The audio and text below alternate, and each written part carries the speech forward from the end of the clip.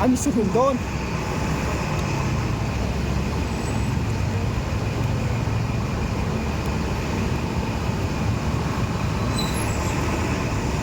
sáng này con về nà vét lom beautiful beautiful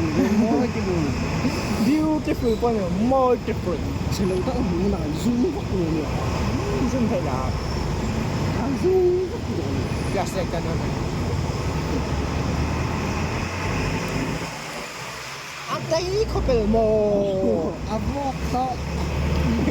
siêu không gặp luôn đấy cái cho em con nó có tâm con cái búa gì cái bò bò cho em bò xịn rồi cái nào trong vọt cái nào trong này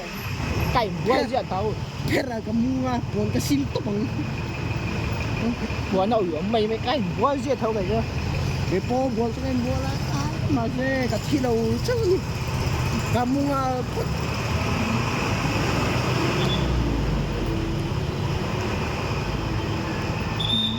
sợ cả phía police là phát đi về nghe chuan là khăng la là gì à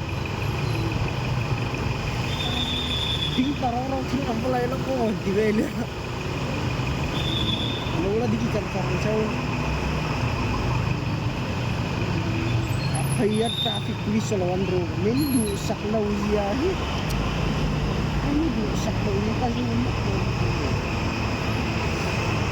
in play cầm hùi lệ bel thỏ là gì cái hương tiếng hồi zoom rõ hương tiếng phá sai